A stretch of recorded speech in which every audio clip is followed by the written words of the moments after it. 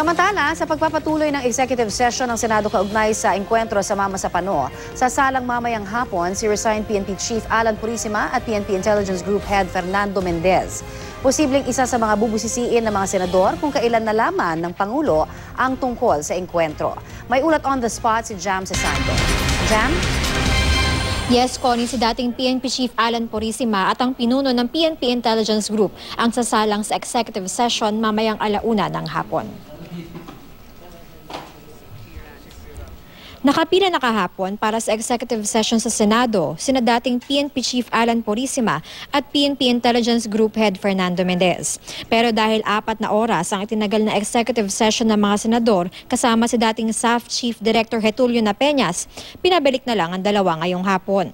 Matatandaang nakapulong ni Pangulong Aquino sina Purisima, Mendez at Napeñas sa bahay pangarap noong January 9 ukol sa Oplan Exodus o ang plano ng SAF na pagtugi sa mga teroristang si Marwan at Basit Usman sa Mama sa Pano, Maguindanao.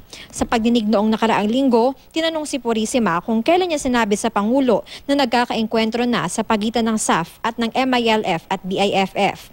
Humingi si Purisima ng panahon upang humingi ng clearance mula kay Pangulong Aquino para sagutin ang tanong. Kaya naman inaasahang isa ito sa mga tatanungin kay Purisima mamaya. Bawal isa publiko ang mapag-uusapan sa executive session. Pero sabi ni Senador Grace Poe, chairperson ng Senate Public Order Committee, pag-uusapan daw nila ng mga senador kung meron bang impormasyon na hindi naman makakasama sa national security na maaaring isiwalat sa publiko.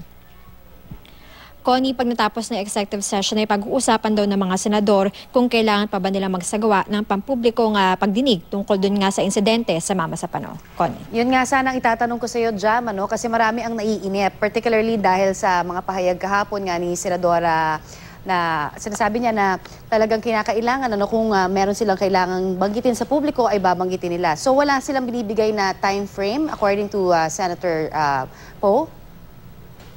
Connie, yun nga, tinanong din natin yan kay Senador Poe kahapon kung kailan ba sila magdedesisyon. Sabi nila, pagkatapos ng executive session, pag-uusapan nga nila if they still need to do another public hearing o kung may bigay na ng pahayag yung mga senador kung meron mang mga impormasyon na maaaring isiwalat sa publiko. Alright, maraming salamat, Jam Sesante.